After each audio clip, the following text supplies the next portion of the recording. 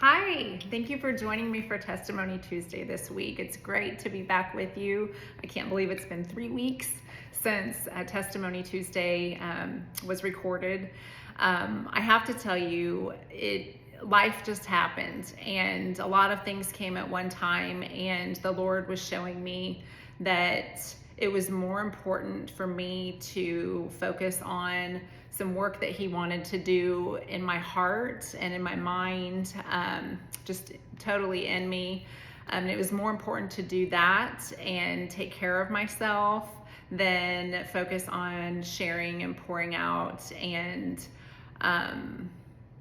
doing a task that is an assignment that I love and I hold dear, and it's Testimony Tuesday has always been His idea, and it's like the highlight of my week to sit with Him and really hear His heart and just experience what the Holy Spirit does as I begin to share the message and just what He has for whoever for the week. And I love it. And since September of last year, I had not skipped a week or 2 weeks even. And that was really hard for me. But my attention needed to be with the Lord. I was completely inundated with life from all angles. Just to give you a little insight, this is what my world looked like 3 weeks ago. We were about 5 days into having a new puppy. And that's a great thing, but that's a hard thing. And sometimes we forget how exhausting it is. It's literally like having an infant in the house again. They cry, they're up through the night several times. You're trying to potty train, you're trying to help them adjust. We had our older dog duty and just trying to make sure that was working. And also just, grief is kind of a funny thing. We lost our beloved Finney earlier this year in March, and I certainly didn't think we would get another dog and bring another family member in this soon, but the opportunity came up and it was right, and we made the move. But there was some bits of grief that were associated with just another layer of letting go and some hard things that I hadn't anticipated. So although we had the joy of a new puppy, we also had some unexpected grief to deal with in a new way that hadn't presented yet. And then you've got the exhaustion and you've got just a discombobulated schedule. And I'm the kind of person that thrives on routine. I like to know when and where, and this is how it looks, and I do the same things, and a little bit OCD. And so when you throw this wild little creature into the mix, that's stressful. That's a big life event. And so there was that going on. And then a couple days before I had made the post, it was actually, I think June 24th was the last Testimony Tuesday that I gave. And then July 1st is when I had to share a message with you all written and just say, I can't do it. I got too much. My heart's not right. So a couple of days before July 1st, I made this really kind of non-wise decision to start fasting. And it was needed. I needed to do a total reset. In all transparency, I was the heaviest I've ever been in my life. I was miserable in my shell, and I wasn't taking good care of myself. And I had been thinking about it for a while. There was kind of a little catalyst moment conversation with somebody that was actually kind of hurtful, but there was truth in it. And I just took that and was like, you know what? I need to start changing this. I've been talking about it for a couple of months, and I just have not been disciplined to do it, and it is the time. But with that, so that ended up turning into what I thought was going to be a 3-day fast. But then as I kept going and researching and reading and learning what was happening in my body, it became a 5-day and then a 7-day. And it took, it was a total physical reset, which was great. But you add that with the exhaustion of a puppy and that, it was just a little too much at one time. And then what I didn't expect from that was, when you fast and your physical body is resetting itself and you're course correcting, there are hormonal changes that happen, and there's also some spiritual purging that goes on with that. And I entered into this very raw, consuming, very emotional place. And in that, things came to the surface that I had not been really aware were so deeply rooted. And what it was basically was I had some real anger with the Lord. And it's from several places. If you're like me, life is not perfect and relationships are not perfect, whether it's a sibling or parent or spouse or friend. And sometimes there are relational issues that are working and being worked on, and that the Lord is speaking into, and that the Lord is doing healing, and that the Lord is, if you've got two humble people willing to follow his lead and surrender self for what the Lord wants, there's no relationship and no problem in any relationship that he can't fix. And so sometimes, though, that takes a long time. It can be a season, it can be a year, it can be decades. Just kind of depends on what it is. But the truth is that the Lord will heal, and we have to leave room for him to do that. And in the meantime, learn how to love our sister, or love our parent, or love that friend or that spouse in spite of their flaws and in spite of the way they hurt us, and vice versa.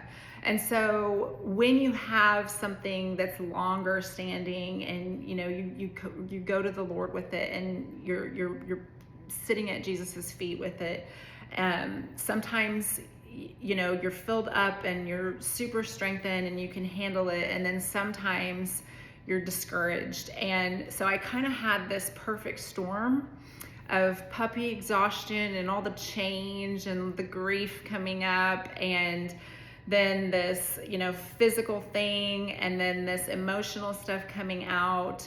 And then we have a very dear loved one who was diagnosed just a couple months ago with stage 4 pancreatic cancer. Our friend Scott, who is also our daughter-in-law, the kids are getting married in November. They've been together for 10 years and finally getting married in November. And Abby, her father Scott, gets diagnosed with pancreatic cancer stage 4 2 months ago. And so you throw that in the mix, and the questions of like, why, Lord? We're so close to the wedding, and and we hold on to miracles, and we know you are the God of miracles, and we stand in faith, and we pray, and we do all the things. But sometimes as the doctor's reports get worse and worse, and then things just continue to shut down, and what you're praying for, you're not seeing happening, it just can be so discouraging, and can bring up so much fear and sadness. And so I say all that to say there were all these things going on, and that fast kind of got me slowed down enough to really let that all rise up. And I found myself very angry with the Lord. I found myself very bitter, very discouraged and disappointed, and just feelings of hopelessness, and so contrary to what I know to be true of who he is. Every week I get on here and share Testimony Tuesday about something amazing the Lord has either done in my past or is doing week to week, or things he's talking about. And he's awesome, and he is to be glorified, and he loves us so much, and he is so trustworthy and faithful and loves us. And all of that is real, and all of that is so true. But then we also have really hard things. And so when I shared on July 1st, I shared, I can't do it this week. To do so would feel more like performance than like legitimately from a place of pure love for others. And I just couldn't do it with that anger and that bitterness and that frustration and that fear and all the things. And so I shared that I just couldn't do it, and that this was going to be a break, and that the Lord was working on me and speaking to me, and he wasn't done talking. And he wasn't done talking because I wasn't, honestly, at that point, I wasn't done even confessing it all. I wasn't done, not yelling at him, but just like saying the things like, you say you're a loving father, and you have been a loving father, but this isn't loving. And you say when your children ask for good gifts that you give good gifts, but these are not good gifts. And, just to like get it all out and to say the truth of how I was feeling and how I feel, dejected. I feel forsaken. I feel like this thing I've been praying about for years. Why do you let me get hurt so badly by it, and you don't fix it and you don't heal it? And just, just getting all those things out to the Lord. And I'm angry with you that you're not healing our friend. And I'm angry with you that our daughter-in-law is walking through now the death of her father, and just all the things. And they needed to be said. And that's the thing about the Lord, is we can go to him with all of it, the junk. So while we have the good and while we have the bad, two things can exist at one time. As humans, we don't like that. We're okay with having a bad day here or there, but overall, we want life to be good. We want to feel good. We want to feel secure. We want to have a sense that, we know what's going on, and we know where we're going, and we know what to expect. Not that we have to know all the details, but we like to feel pretty solid, and we like to feel pretty good about the different areas of our life. And the truth is, life is not like that, but we can have all of it at one time. So when I made that post, an interesting thing happened. A few days after that, well, and I'll tell you this, the Lord started talking to me that week about gardens. And it began when I was working on our back pool area. It was July 3rd. It was my son Austin's birthday. And we were going to have family over that night and a party for him. And then we were hosting people for the 4th. And it's just something we always do. And there was one of our rock beds in the backyard by the cabana that had become overgrown with weeds. I just had not been able to keep up with it with all the other things going on in this season the last couple months. And so every week I'd be like, oh gosh, I got to get out there and do it. Well, July 3rd, I had a deadline. So I went out that morning, and I'll tell you, this is what happened. I looked at this and I'm like, this is overwhelmingly too much work. And I've got about an hour, and this is terrible. Like, there was all this little grass and these weeds and all these things, and we had beautiful plants and grasses, but it just needed to be cleared out. And it just felt completely overwhelming. And I just had that heaviness going into it, but I sat down because I had no other choice. I sat down and I just started working on an area and just pulling out the grass and pulling out the weeds and moving the little rocks. And we have like big 3-inch rocks. And so they're all growing up between the rocks and between the actual landscaping plants. And it was just a hot mess. And so I'm pulling, and my fingernails are dirty, and I'm sweaty, and my back starts hurting, and I'm just going at it for probably about 15 minutes. And then I stopped to take a break because I was thirsty, and I was like, I gotta go find my gloves. And I stood up, and when I looked at what I had been doing, I saw this big area that was cleared out and looked beautiful and looked great because I was going after every single little one.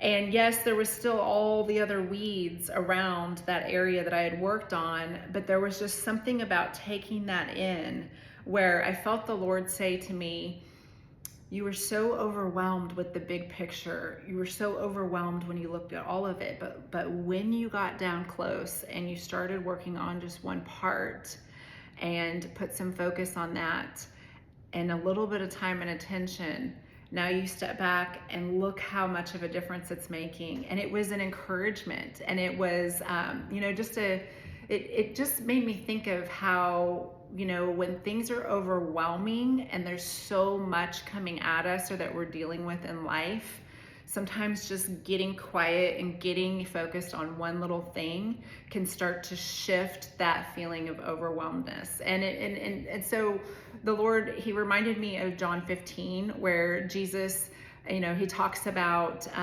Jesus says, I am the vine and you are the branches, and my Father is the gardener.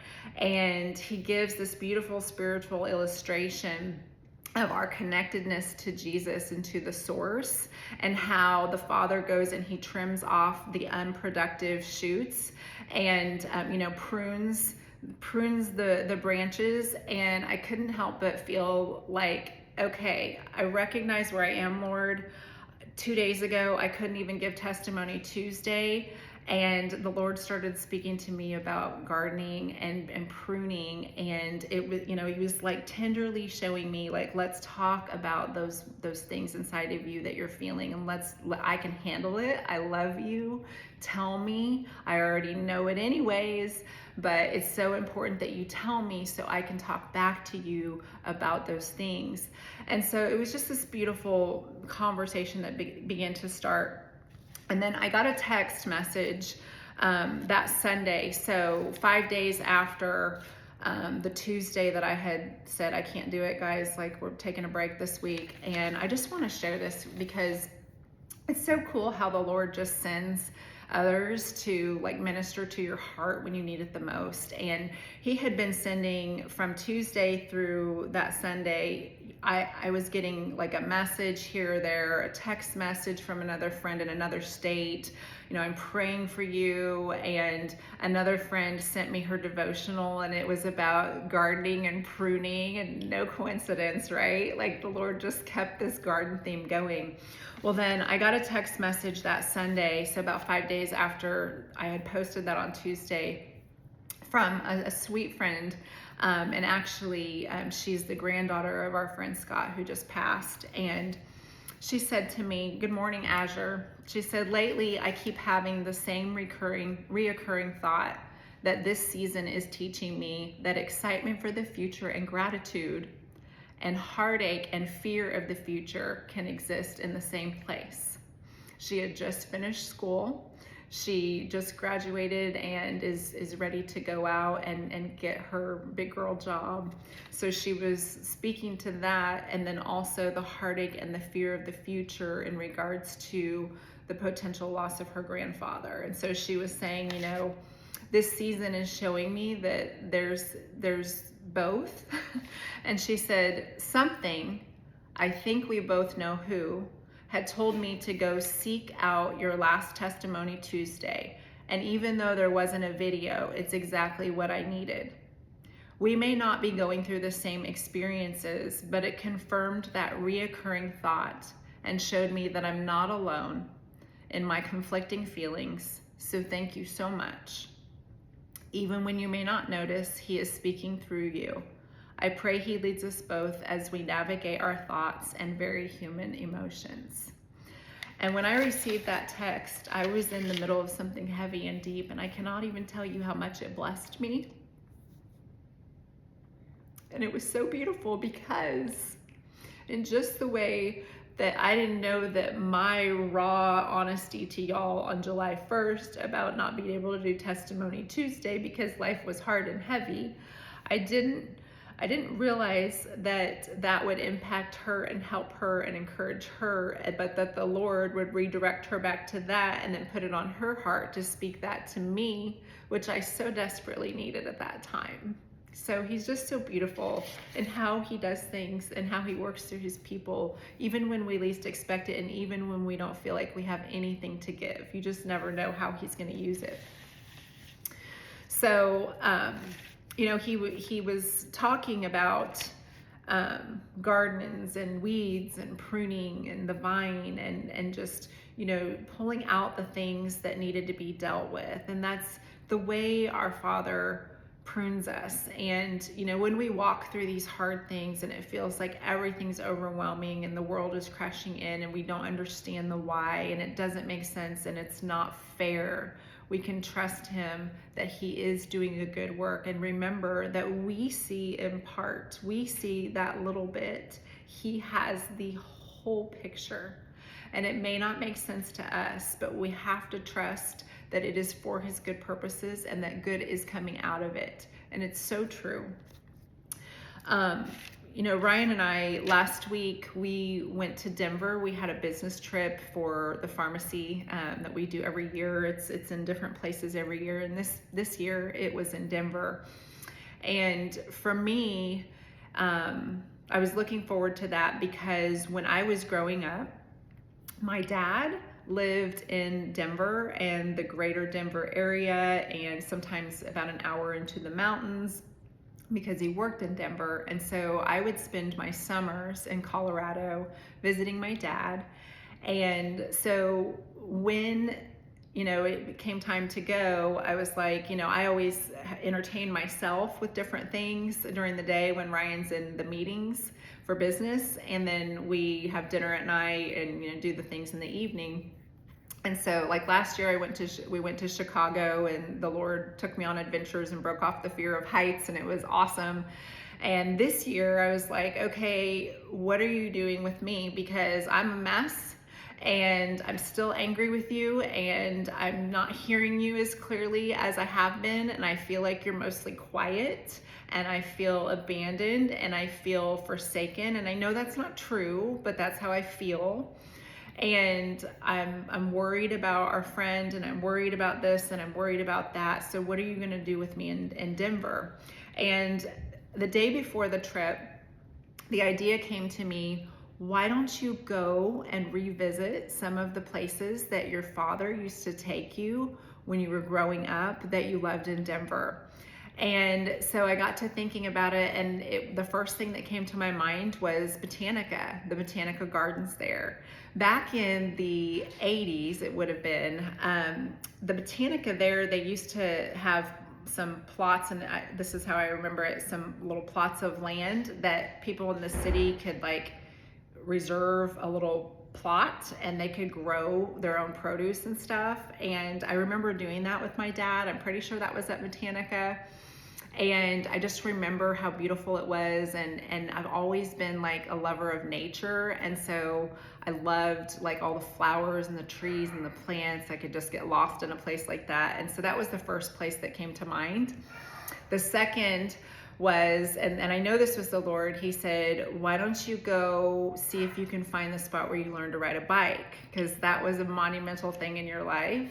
And then he gave me another idea of going to the Natural History Museum. I think that's what it used to be called. It's called something else now. It's where they had the dinosaurs and the gems and the minerals and all the cool sciencey stuff. And then he was like, remember that one house that you guys lived in that one summer? Why don't you see if you can figure out the address and go drive by and go look. And so it's the Lord gave me all these ideas, and so that's exactly what I did. And he one of those things was Botanica. And it was interesting because I go to Botanica and there was this one little path and it was called the Secret Garden, and then there was another path and it was called the Scripture Garden. And I just kept thinking about, and I'm looking at all of the different varietals of plants and flowers and trees, and just in total wonderment that God is so creative that he would think of all these different things. And just the same as he is with people, there's no two people that are exact copies. So it's he's infinite creativity and just amazing in how he does things. And he was bringing me back to this place to really tune into his heart again, and using nature to do that and really start speaking to me again about some things. And then I went and found the place where my dad taught me to ride a bike, and he caused me to think about that day. I remember it was kind of down this little canal way off of a park, and there was there was water on this side, and then there's the sidewalk and this like retaining wall. And I remember my dad running behind me and like holding on to my seat, and at one point he must have let go because I'm going and I'm doing, and all of a sudden I realized that he's not holding on to me. And in my little 6-year-old brain, I'm like, I'm afraid I'm gonna fall into the water. I don't know how to stop, and I panicked and I crashed. and in that moment, it was like, and the Lord caused me to remember that, and He was like, you took your eyes off the course.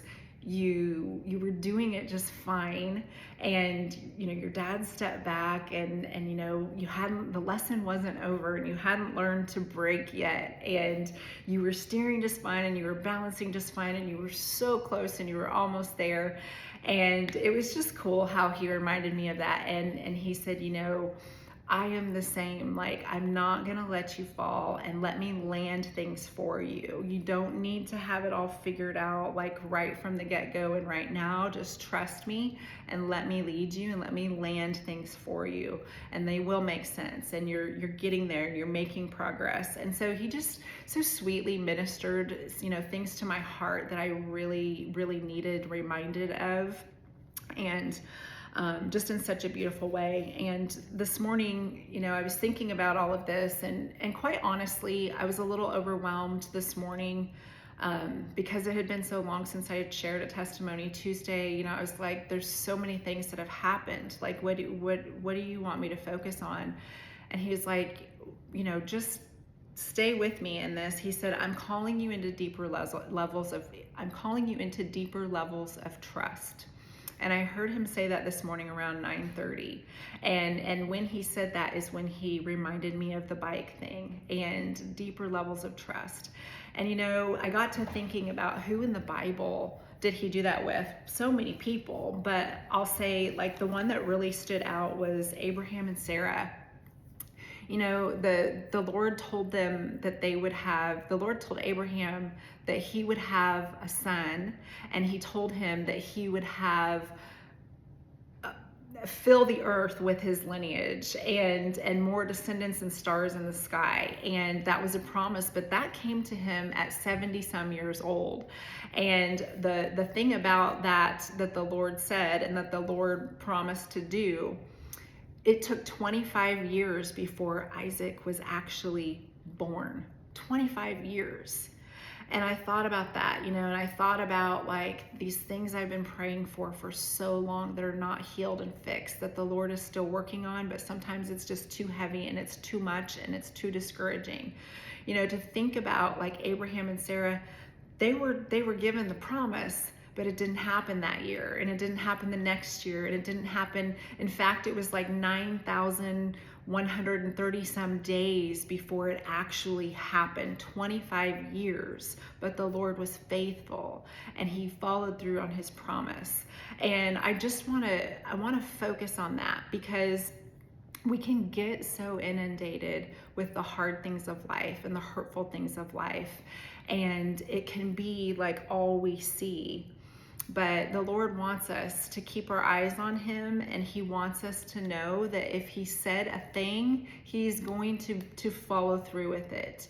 And he does give good gifts, and he does work all things for the good of those who love him and are called according to his purpose. He loves his children, and even when it doesn't feel like it, and when we don't understand why he's doing certain things, we have to trust in his perspective, that big, long perspective, rather than our finite, what we see and what we feel right now.